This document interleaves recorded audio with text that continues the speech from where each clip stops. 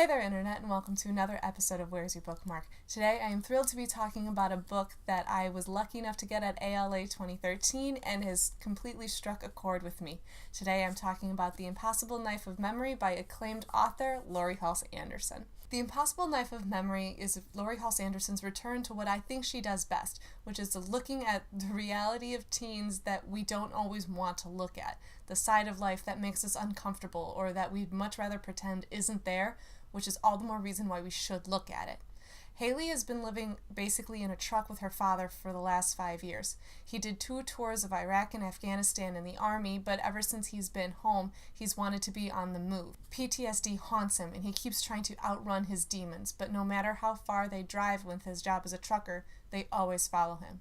Except recently, he decided to come back home, meaning his childhood home, some place that Haley doesn't really remember because he wants her to have a shot at a normal life. Now for her, that means enrolling in a high school, being around people she can't stand, struggling with the fact that her homeschooling, which has been very unconventional, isn't quite up to snuff with what the school wants, and dealing with people, or as she refers to her classmates, zombies. Once she starts giving things a chance, though, it looks like life might actually turn around. She starts making friends, albeit reluctantly, and Finn comes into her life, this really smart, attractive guy who seems to like her, but he also has a lot of secrets, just like she does. Is it possible for Haley to have that normal life that she and her dad both want for her?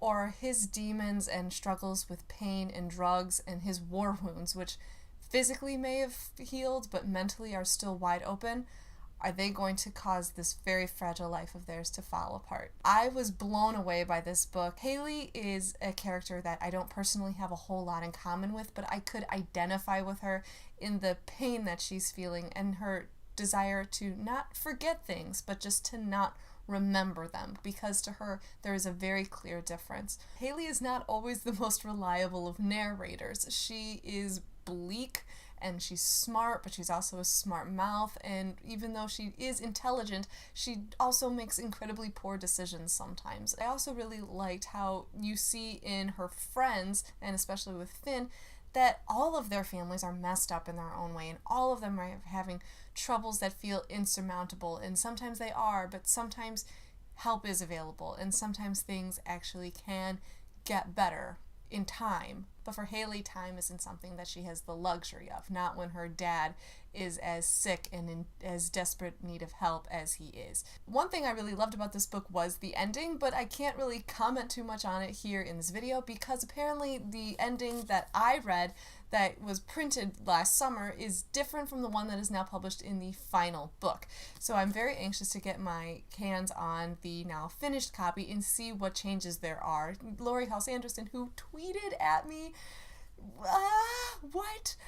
said that she has polished up the ending a little bit. I'm very interested to see what that means because I personally thought this one was fantastic, but I think a lot of what she does is fantastic. And I will leave you with this. Speak is a book that changed my life in more ways than one, in more ways than I can ever thank Laurie Halse Anderson for. And I tried to express this when I met her at ALA last summer, and I don't know if it worked, but I got a picture with her and she hugged me like 3 times, and she even autographed my copy of Speak from when I was 13. I have no doubt that The Impossible Knife of Memory can do for teens today and who are dealing with the struggles of parents and PTSD and when things come into their life that they can't understand. I have no doubt that this book can do for them what Speak did for me. Like I said, The Impossible Knife of Memory is in stores and libraries now. All of my usual links are down below. Comments are always welcome, and that's it for me for now. Take care. Bye!